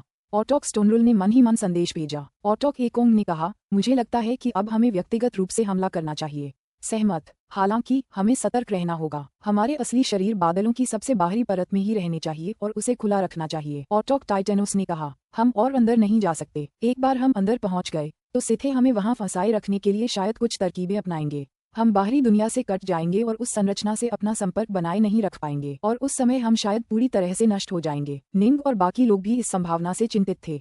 वे ऐसा जोखिम नहीं उठा सकते थे। ठीक है, चलो अपनी चाल चलें। थोड़ी ही देर बाद एक विशालकाय आकृति अचानक शून्य में प्रकट हुई और धूसर बादलों की ओर बढ़ी। यह विशाल आकृति नंगे पांव और लगभग पूरी तरह नग्न थी, सिर्फ एक फर वाली लंगोटी पहने हुए। उसके 7 चेहरे और 14 भुजाएं थीं। सामने वाला चेहरा निंग के चेहरे जैसा था, जबकि बाईं ओर के 3 और दाईं ओर के 3 चेहरे ऑटोक टाइटेनोस और बाकी 6 चेहरों जैसे थे। उस विशालकाय आकृति का शरीर तलवार की रोशनी की धुंधली परत से ढका हुआ था और उसके चलने मात्र से ही एक भयानक विनाशकारी शक्ति का आभामंडल निकल रहा था। निंग और अन्य के शरीर इतने शक्तिशाली थे कि वे करीबी मुकाबले में सबसे शक्तिशाली थे। ये स्वरूप अवतार उन 7 ने बाहरी स्वरूपों की शक्ति का उपयोग करके बनाया था, लेकिन इसका नेतृत्व निंग ने अपनी ओमेगा तलवार दाव से किया था। उनके 7 वास्तविक शरीर इस स्वरूप अवतार के भीतर स्थित थे। इसके निर्माण के तुरंत बाद इसने अनंत तलवार प्रकाश की एक प्राकृतिक आभा उत्सर्जित की थी। इसकी हर एक गति अवर्णनीय शक्ति से भरी थी। इस अवतार की जिम्मेदारी लेना बेहद कठिन है। निंग को अपने पूरे शरीर में दर्द महसूस हो रहा था और ऑटोक टाइटेनोस और अन्य लोगों को भी। उन्हें न केवल दिव्य तलवार को नियंत्रित करते हुए बाहरी दुनिया में विशाल संरचना को सक्रिय रखना था, बल्कि उन्हें इस विशाल संरचना अवतार में शारीरिक रूप से भी एक साथ जुड़ना था। इस तरह अपनी ऊर्जा को 3 अलग अलग तरीकों से विभाजित करना कोई आसान काम नहीं था। जब तक हम तलवार को सक्रिय रखेंगे, हम इस अवतार रूपी संरचना की शक्ति का केवल 70% ही इस्तेमाल कर पाएंगे। निंग ने मन ही मन सोचा। सामरिक दृष्टि से अगर वे तलवार को पूरी तरह त्याग दें और इसकी बजाय अपनी संरचना की सारी ऊर्जा इस अवतार में डालने पर ध्यान केंद्रित करें और इसकी 100% शक्ति का इस्तेमाल करें, तो वे और भी घातक हो जाएंगे। फिर भी उनके लिए इतना बड़ा कदम उठाना अभी जरूरी नहीं था। संरचना अवतार के लिए इस दरार को खुला रखना बहुत आसान था, जिससे विशाल काले सर्प को मुक्त किया जा सके और दिव्य तलवार नीचे की ओर वार करना जारी रख सके। पुस्तक 44, अध्याय 29। रे आ रहा है। महल के भीतर घास के मैदानों की दुनिया की गहराई में स्थित चांदी के वस्त्र पहने महिला ने हाथ हिलाया, जिससे उसके बगल में एक छवि प्रकट हुई जो दिखा रही थी कि बाहरी दुनिया में क्या हो रहा है। आप सभी बहुत घबराए हुए लग रहे हैं। ठीक है, हम आपको दिखा देंगे कि बाहर क्या हो रहा है। इस तरह आप एयर को बता सकते हैं कि हम तीनों अपनी मेहनत में पूरी मेहनत कर रहे हैं। तीनों ऑटोक श्रेणी के शून्यवासी और सिथे एकसल्ट सभी उसके बगल में लगी छवियों को घूर रहे थे। उन्होंने देखा कि एक विशाल 7 मुंह वाला, केवल एक फर की लंगोटी पहने 14 भुजाओं वाला एक विशालकाय व्यक्ति आगे बढ़ा। ये भुजाएं अत्यंत अलौकिक शक्ति से भरी हुई थीं, जो बादलों की 9वीं परत को चीर रही थीं और फिर दरार को खुला रख रही थीं। टाइटन के अलावा वहां एक विशालकाय काला सांप और एक विशाल तलवार भी थी। काले सांप पर 9 बैंगनी सोने की जंजीरों का हमला था। सांप के लिए इस हमले को सहना स्पष्ट रूप से मुश्किल हो रहा था, हालांकि तलवार की रोशनी की धारियां उसे जंजीरों का विरोध करने में मदद कर रही थीं। जहां तक विशालकाय तलवार की बात है, वह बादलों की 8 परतों को भेद चुकी थी और नाली संरचना के चारों ओर के रूनों और चिन्हों से टकरा रही थी। वार वार वार। सबको साफ दिख रहा था कि जब तक तलवार बादलों की 8 परतों को भेद चुकी थी, तब तक उसकी सारी शक्ति लगभग समाप्त हो चुकी थी और दिव्य चिन्हों और रूनों के लिए अब कोई खतरा नहीं था। वे कांप भी नहीं रहे थे। हमें कोई खतरा नहीं है। जब हमने सार तत्व को प्रज्वलित कर दिया तो ये साधक अब हमारे लिए खतरा नहीं रहे। बोविना और अन्य एकसल सहमत हुए। उनके पास बस एक ही चीज है जो हमें खतरा बना सकती है, वो है वो टाइटन।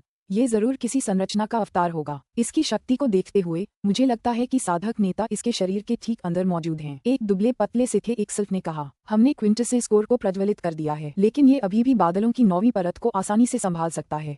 इसका मतलब है कि ये तलवार से भी ज्यादा शक्तिशाली होगा। किब्लो सही कह रहा है। इस समय हमारा सबसे बड़ा खतरा वह स्वरूप अवतार है। एक और सिथे एक्सल्ट ने तुरंत सहमति जताई। मंदिर के सामने खड़े 2 पुरुषों और महिला ने ठंडी हंसी हंसी। चांदी के वस्त्र पहने महिला ने समझाया, दरअसल हमारी एकमात्र चिंता ये है कि यह स्वरूप अवतार अंदर न आ पाए। अगर उसने ऐसा करने की हिम्मत की तो हम उस पर पूरी ताकत से पलटवार करने के लिए तैयार रहेंगे। हम बाहरी दुनिया से उसका संपर्क तोड़ने की हर संभव कोशिश करेंगे। एक बार ऐसा हो जाने पर वह बाहरी स्वरूपों की शक्ति से और मजबूत नहीं रह पाएगा, और उस समय ये स्वरूप, काला सांप और विशाल तलवार, सभी नाटकीय रूप से कमजोर हो जाएंगे। उनका भाग्य हमारे हाथों में होगा। यह ने पहले ही आदेश जारी कर दिए हैं, काले वस्त्रधारी आदमी ने ठंडे स्वर में कहा। इस मौके का फायदा उठाकर उन्हें ग्रासलैंड वर्ल्ड में फंसाने का। यह के आते ही हम अपने आखिरी घातक प्रहार शुरू करेंगे और उन सबका सफाया कर देंगे। लेकिन अगर वे अंदर नहीं आए तो क्या होगा? एक सिथे एक्सल्ट ने कहा। इसीलिए हम अभी हमला नहीं कर रहे हैं, काले वस्त्रधारी आदमी ने कहा। हम जितनी ज्यादा ताकत दिखाएंगे वे उतने ही ज्यादा सतर्क होंगे। बस धैर्य से इंतजार करते हैं। जब उन्हें एहसास होगा कि वे ग्रासलैंड वर्ल्ड को नष्ट नहीं कर सकते तो वे अधीर होने लगेंगे और फिर वे अंदर घुस सकते हैं। नीचे बैठे सिथे एक्सल्ट आपस में बुदाबुदा रहे थे। इन तीनों के विचार स्पष्ट रूप से बिल्कुल अलग थे। एक्सल्ट को अपनी जान जोखिम में डालकर अयर के आदेशों का पालन करने के लिए हर संभव प्रयास करना था, जबकि इन तीनों को बस इतना ही करना था। फिर भी साधकों को अंदर लाने के लिए यह वाकई एक अच्छी योजना थी। बाहरी दुनिया, जैसा कि अनुमान लगाया गया था, जीनिंग, टाइटेनोस, स्टोनरोल और बाकी सभी बेहद चिंतित थे। उन्होंने अपनी रचना अवतार भेजने के अलावा अपनी पूरी कोशिश कर ली थी, लेकिन वे रचना को नष्ट नहीं कर पाए। हमें क्या करना चाहिए? अगर हम ऐसे ही चलते रहे तो हमारी जीत की कोई संभावना नहीं है, ऑटोक एकोंग ने बेचैनी से कहा। क्या हमें अंदर घुसने का जोखिम उठाना चाहिए? हम नहीं कर सकते, ऑटोक स्काईफीडर ने तुरंत मना कर दिया। अभी हमारा पलड़ा भारी है, सिथे समय बर्बाद नहीं कर सकते। उन्हें जल्द से जल्द अंतिम लड़ाई लड़नी होगी। दूसरी ओर हमें अनावश्यक जोखिम नहीं उठाना चाहिए। वास्तव में हम जीत के और करीब पहुंच रहे हैं, ऑटोक टाइटेनोस ने अचानक कहा। निंग और बाकी सभी चौंक गए। सभी शक्तिशाली सिथे हथियारों में सबसे बड़ी खामी क्या है? ऑटोक टाइटेनोस ने पूछा। ऊर्जा। ये ग्रासलैंड वर्ल्ड जरूर बहुत ज्यादा ऊर्जा खर्च कर रहा होगा। आप सभी ने देखा होगा कि कैसे जब हमने पहली नाली संरचना को नष्ट किया तो पूरे ग्रासलैंड वर्ल्ड की शक्ति अचानक आसमान छू गई। यहाँ तक कि हवा भी नीली रोशनी से चमक रही है और हम सभी महसूस कर सकते हैं कि इस रोशनी में कितनी शक्ति है। निंग और अन्य सभी ने सिर हिलाया। जाहिर है ग्रासलैंड वर्ल्ड की ऊर्जा अविश्वसनीय दर से कम हो रही है। दरअसल ये सचमुच बिजली का रिसाव कर रहा है, ऑटोक टाइटेनोस ने आगे कहा। जब हमने पहली बार नुकसान पहुंचाना शुरू किया और कंड्यूट संरचना पर हमला किया तो ग्रासलैंड वर्ल्ड की प्रतिक्रिया इतनी उग्र नहीं थी। क्यों? ठीक इसलिए क्योंकि इससे बहुत ज्यादा ऊर्जा की खपत होगी। वे इतनी भारी कीमत चुकाने को तैयार नहीं थे जब तक कि बिल्कुल जरूरी न हो। यदि हम ग्रासलैंड विश्व को इसी दर से अपनी ऊर्जा नष्ट करने के लिए मजबूर कर सकें तो ये शीघ्र ही अपने आप ही टूट जाएगा, ऑटोक टाइटेनोस ने मुस्कुराते हुए कहा। सही, एक बार ऊर्जा स्रोत खत्म हो जाने पर सबसे शक्तिशाली हथियार भी कचरे के ढेर से ज्यादा कुछ नहीं रह जाएंगे, तो फिर इसे अपनी शक्ति का उपयोग जारी रखने दो। अन्य सभी ऑटोक इस विचार से सहमत थे। इसके अलावा एकोंग, ऑटोक टाइटेनोस ने आगे कहा, स्काईफीडर, डार्कनॉर्थ और बाकी लोग अंदर जाने का जोखिम उठाने को तैयार नहीं हैं क्योंकि उन्हें लग रहा है कि कुछ ठीक नहीं है। जब हमने पहली बार घास की दुनिया पर हमला करना शुरू किया था तो उन्होंने शुरुआत में उन 3 ऑटोक श्रेणी के शून्य निवासियों को हमसे लड़ने के लिए भेजा था। उन तीनों के भाग जाने के बाद एक भी सिथे हमारे रास्ते में नहीं आया। क्या तुम्हें सच में लगता है कि घास की इतनी विशाल दुनिया पर किसी का नियंत्रण नहीं होगा? यहाँ तक कि साधारण मंदिरों में भी कई सिथे एक्सल्ट और शक्तिशाली गोलेम उनकी रक्षा करते हैं। क्या सचमुच इस घास की दुनिया की रक्षा के लिए बस कुछ जंजीरें ही हैं? ऑटोक टाइटेनोस ने कहा। हाँ, मुझे लग रहा है कि कुछ गड़बड़ है, निंग ने कहा। ऐसा नहीं हो सकता कि इतने शक्तिशाली हथियार की रक्षा सिर्फ कुछ जंजीरों से हो, ऑटोक टाइटेनोस ने सिर हिलाया। इसलिए मुझे लग रहा है कि वे जानबूझकर हमें अंदर लाने के लिए रोक रहे हैं। जैसे ही हमारे असली शरीर बादलों से गुजरेंगे वे अपने खंजर दिखाने के लिए तैयार हो जाएंगे। ये तुरंत इस युद्ध की अंतिम लड़ाई बन जाएगी, लेकिन अंतिम लड़ाई हमारी चुनी हुई रणभूमि पर होनी चाहिए, इस घास की दुनिया में नहीं। सहमत? वे इतना बड़ा जोखिम उठाने के बजाय इस अवसर को छोड़ देना पसंद करेंगे। जब तक वे जीवित रहेंगे वे अभी भी जीत रहे हैं और भविष्य में उन्हें अंतिम जीत हासिल करने का मौका मिलेगा। निंग और बाकी लोग भी इस पर एकमत थे, इसलिए वे जल्दी ही शांत हो गए। उन्होंने काले सर्प और दिव्य तलवार का इस्तेमाल करके नाली संरचना पर हमला जारी रखा, जिससे चरागाह जगत को ऊर्जा की भारी कीमत चुकानी पड़ी और सार तत्व को प्रज्वलित रखना पड़ा। सिथे घास के नीचे अपने छिपे हुए स्थान से प्रतीक्षा करते रहे और बेसब्री से उस संरचना अवतार के अंदर आने की प्रतीक्षा करते रहे, लेकिन ऑटोक्स ने ऐसा करने से साफ इनकार कर दिया। समय तेजी से बीतता गया। पलक झपकते ही पूरा दिन बीत गया। प्रज्वलित सार केंद्र सामान्य से हजारों गुना तेजी से ऊर्जा की खपत कर रहा था।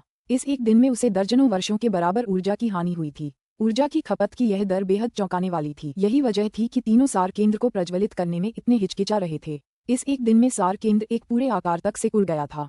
फुफ, एक लंबा नंगे पांव आदमी स्पेसटाइम की दरारों से गुजर रहा था। बेतहाशा शून्य में आगे बढ़ रहा था।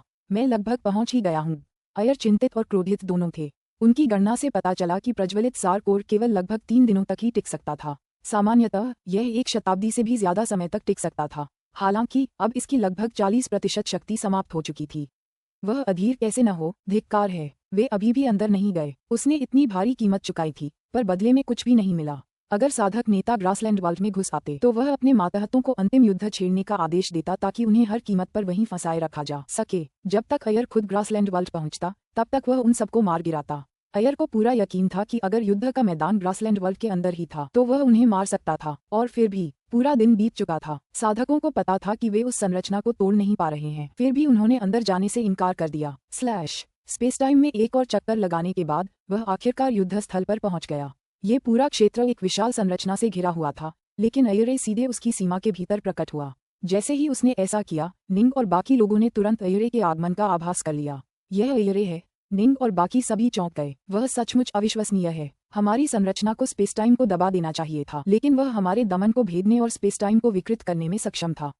दमन बेकार था। कोई आश्चर्य नहीं कि सिथेलेंस के खिलाफ हमारी मुहर पूरी तरह से बेकार थी। निंग और बाकी सभी अयर की ताकत देखकर दंग रह गए। ओमेगा ऑटॉक्स ने सचमुच अपनी समझ से कहीं ज्यादा कमाल कर दिया था। अयरे आगे बढ़ा, एक बार फिर स्पेस टाइम को चीरता हुआ उन धूसर बादलों में प्रकट हुआ जो घास के मैदानों की दुनिया की सबसे बाहरी परत थे।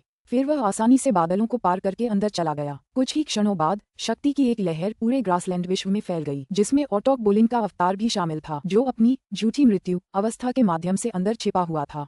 न मरा न जिंदा। क्या वह ऑटॉक बोलिन है? तो मेरे मूर्ख माथत तुम्हें मार नहीं पाए। ग्रासलैंड वर्ल्ड का ठिकाना जरूर तुमने ही बताया होगा। जैसे ही अयर की आवाज गूंजी, वह खुद बादलों की पहली परत पर प्रकट हुआ। उसने तुरंत एक खाली जगह की ओर हाथ बढ़ाया, जिससे अचानक बोलिन का अवतार प्रकट हो गया और वह तुरंत भागने लगा। धमाका! ग्रासलैंड वर्ल्ड की नीली रोशनी ने अयरे को ढक लिया। उसका शरीर रोशन हो गया। अयरे ने बस अपना हाथ हिलाकर नीली रोशनी को बाहर निकलने का आदेश दिया। जब निंग और दूसरे ऑटॉक लड़ते थे तो वे दाव की शक्ति का इस्तेमाल कर सकते थे, और यहाँ ग्रासलैंड वर्ल्ड में अयरे उस लघु सार की शक्ति का इस्तेमाल कर सकता था। हालांकि शक्ति के मामले में ये कैओसवर्स के वास्तविक सार से तुलना नहीं कर सकता था, फिर भी यह अयरे को नाटकीय रूप से मजबूत करने के लिए पर्याप्त था। अयरे ने एक ऐसा हाथ उठाया जो स्पेस टाइम और जीवन मृत्यु के चक्र से भी आगे था। बोलिन के अवतार के पास भागने और छिपने की कोई जगह नहीं थी, और उस विशाल हाथ ने उसे तुरंत शून्य में बिखेर दिया। अगर बोलिन यहाँ प्रत्यक्ष रूप से होता तो शायद वह गिरने से पहले 2-3 बार सह पाता। हालांकि यह अवतार नया बना था और बहुत कमजोर था। ग्रासलैंड वर्ल्ड में ये शक्ति संपन्न अयर के एक भी प्रहार का सामना नहीं कर पा रहा था।